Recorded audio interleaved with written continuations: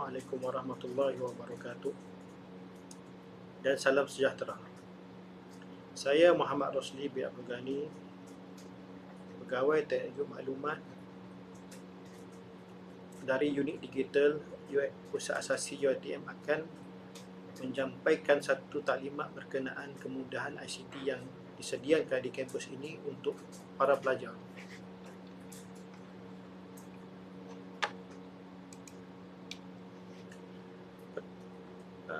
Saya rasa belum terlambat saya mengucapkan selamat datang kepada semua pelajar baru, siswa-siswi ke Pusat Asasi. Tahniah, anda telah terpilih untuk belajar di sini. Di sini saya ingin berkongsi maklumat berkenaan apa itu unit digital. Kita ada pengenalan unit digital, kita ada account single sign on ataupun SSO, kad pelajar UiTM, kemudahan makmal komputer, infrastruktur ICT ataupun wireless, kemudian aduan. Bagaimana membuat aduan berkenaan dengan ICT. Okey, pengenalan tentang unit digital. Unit digital macam saya sebutkan sebelum ini adalah unit yang menyediakan perkhidmatan ICT kepada semua warga kampus, iaitu merangkumi pelajar, staf yang terlibat pensyarah dan juga staf sokongan lah, yang menyokong staf pentadbiran dan sokongan lah. Kemudian ICT juga disediakan kepada pelawat.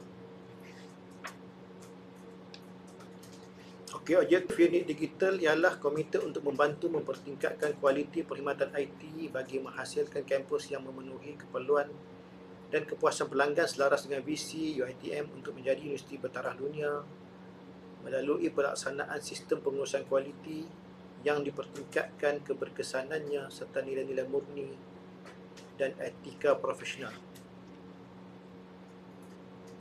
Kemudian kita masuk ke account single sign on. Apa itu account single sign on ataupun SSO? Para pelajar yang telah menerima tawaran dan bersetuju klik menerima tawaran perlulah mengaktifkan account single sign on. Ini adalah langkah pertama yang perlu dibuat oleh para pelajar yang telah terpilih, yang telah memilih UiTM dan telah bersetuju untuk belajar UiTM. Pengaktifan akaun single sign on di portal rasmi web SSO iaitu https sso.uitm.edu.my. Di sini kita akan lihat sama ada staf atau pilih student. Kemudian untuk pelajar yang kali pertama, dia perlu klik first time login. Akaun ini akan berfungsi sebagai akaun portal pelajar juga. Jika tidak gagal masuk, perlu reset jika tidak lupa kata laluan, perlu reset di web single sign on. Ataupun jika gagal masuk, perlu buat aduan lah. Aduan saya akan terangkan last kali lah. Jika pelajar ini cara mengaktifkan single sign on, pastikan kad pelajar input my card tanpa ada sempang ataupun dash. Jika lupa email alternatif, boleh semak di laman web berikutlah yang tertera di sini. Pastikan email alternatif itu betul lah, tidak akan memberi masalah pada kita lah. Kemudian ini kad pelajar UiTM ataupun dipanggil sebagai kad prihatin siswa. Untuk makluman para pelajar sekalian, kad ini adalah kad pelajar dan juga merangkap sebagai kad debit. Kad debit di mana pelajar yang memilih akaun RHB, semua bantuan kewangan akan dimasukkan ke kad debit RHB lah. Okey, ini sedikit sebanyak maklumat tentang kad pelajar UiTM. Ia merupakan kad pelajar baru bagi semua universiti awam. Makna kata di semua universiti termasuk dari UUM sampai ke Universiti Malaysia Sabah menggunakan kad reka bentuk yang sama. Di sini kita boleh lihatlah Uniza, USM. Ini contoh-contoh kad yang digunakan universiti lain lah. Ia bermula sesi 2022 dan 2023 agihan di universiti awam lah. Di UiT Kampus Jengkel bermula Julai Disember 2023. Untuk mendapatkan kad ini, untuk kami mencetak kad ini, para pelajar perlulah membuat naik gambar berukuran pasport di profil pelajar di laman web https://kad.uitm.edu.my. Akses menggunakan login ID portal pelajar di UiTM Web SSO. Kemudian pelajar perlulah mengikut spesifikasi yang saya akan nyatakan untuk supaya gambar itu boleh diuploadkan.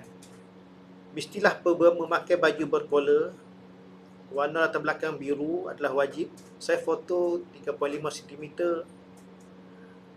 kali 4.0 cm. Tiada sepadan atau garis putih, tiada aksesori di kepala dan muka seperti kopiah, topi dan lain-lain. Foto mesti jelas dan fokus. Saiz file maksimum adalah 200 KB. Format yang boleh dibuat naik adalah JPG atau PNG. Okey, ini baru beberapa persoalan tentang kad pelajar. Pertama, berapakah bayaran ganti kad pelajar atau staf jika hilanglah? Pelajar atau staf perlu membayar sebanyak RM50 sebagai gantian kad.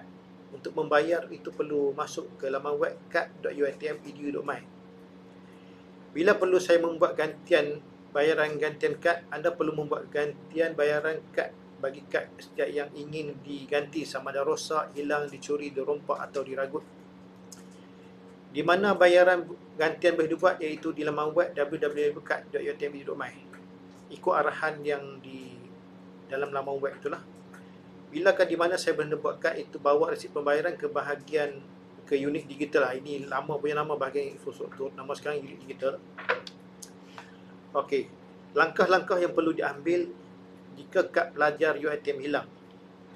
Jika pelajar mengaktifkan kad sebagai kad debit, jika tiba-tiba kita merasakan kad kita hilang ataupun tercicir bila kita keluar outing lah.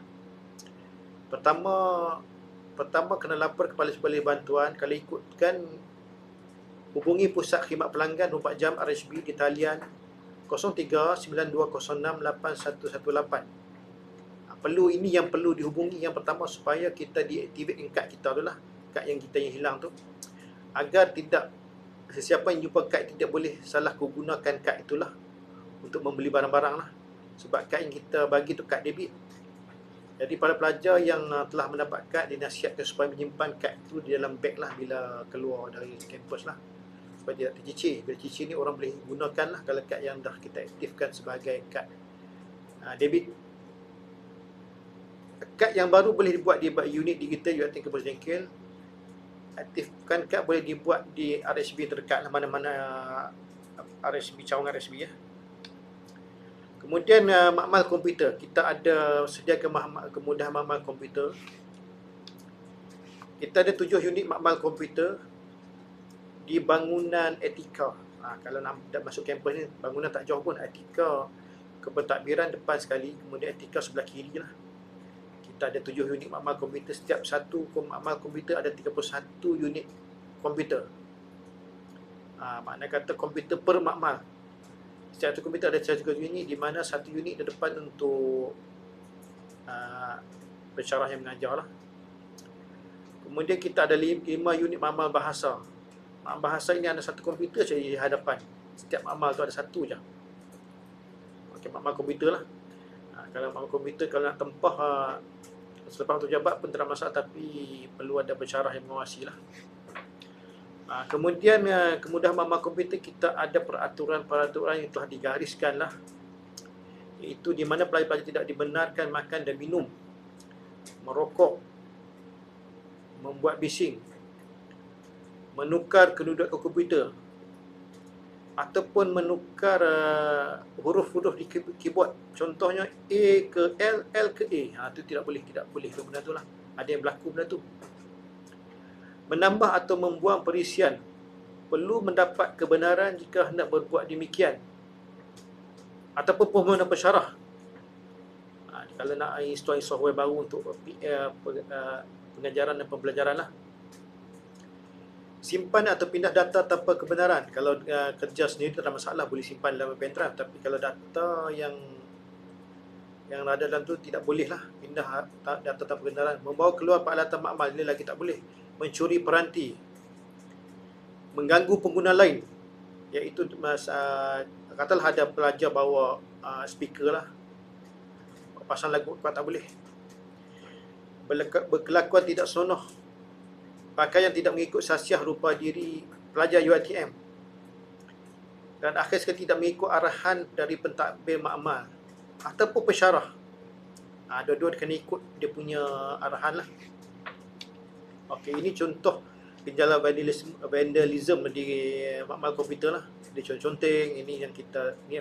Tapi yang ni berlaku ni bukan di kampus lain ni, sebagai contohnya lah. Okey, yang seterusnya kita akan melihat kemudahan infrastruktur ICT atau wireless. Di mana-mana pun sekarang ni kita, kalau mana-mana universiti pun menyediakan kemudahan internet. Orang kata internet lah, wireless ni sebenarnya. Untuk menggunakan internet kita mesti ada wireless, mesti ada kemudahan wireless. Dan para pelajar boleh menggunakan laptop, handphone dan juga peranti lain lah yang menyokong wireless, menggunakan ID dan password yang sama. Untuk mendaftar Wi-Fi di UiTM, pelajar-pelajar perlu masuk ke laman web wifi wifi.uitm.edu.my. Pelajar guna SSID, itu Service Set Identifier UiTM Wi-Fi Student. Staff, kalau kamu nampak dua SSID UiTM Wi-Fi Staff, itu untuk staff. Jadi untuk pelajar perlu klik di sini Wi-Fi Student. Kalau untuk pelawat boleh kita guna SSD Wi-Fi Guest. Ini cara-cara untuk setting jika handphone kamu tidak berfungsi ikut arahan Android. Untuk handphone Android seperti yang berikutlah. UiTM Staff, itu Android, ikut peraturan ni yang saya paparkan di sini. Ikut dia setting macam ni, boleh masuklah ke Wi-Fi UiTM menggunakan handphone.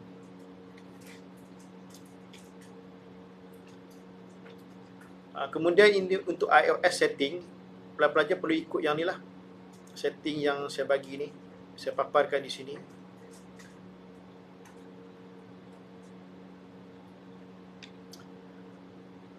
Okey, ini jika masuk ke laman web wifi.uitm.my, kita akan nampak macam ni lah. Android, iOS, dia akan bagi gambaran bagaimana boleh masuk lah. UiTM ni untuk makluman lah, kemudahan Wi-Fi di UiTM kampus Dengkil hampir 99% dilengkapkan. Di sini para pelajar boleh mengakses di mana-mana saja. Di asrama, di kolej, asrama kemudahan asrama, di asrama, di pejabat-pejabat yang ada di UiTM, di bilik-bilik kuliah, semua boleh akses lah. Okey, ini UiTM Wi-Fi. Klik ke sini untuk melihat cara-cara nak setting. Kemudian aduan. Apa-apa yang bermasalah UiTM, pelajar bolehlah membuat aduan di laman web berikut, iaitu uinits.uitm.edu.my. Pilih aduan ICT, klik staff atau student. Masukkan maklumat yang diperlukan, pilih kategori dan subkategori yang berkenaan lah. Kemudian isi detail, klik choose jika ada lampiran yang ingin dimajukan lah. Contohnya kalau para pelajar ni nak daftar single sign-on fail, buat tangkapan skrin single sign-on tu, masukkan di sini. Langkah menyemak aduan, kita boleh, pelajar yang telah buat aduan boleh semak balik aduan sama ada habis tindakan atau tidak lah. Seperti yang saya paparkan di sinilah. Buka juga laman unit uitm.edu.my, pilih status aduan ICT, klik staff, student dan masukkan nombor pelajar atau pekerja, tekan butang search. Ini contohnya lah permohonan aduan yang saya nyatakan di sini. Demikianlah taklimat saya pada hari ini. Sekian, terima kasih.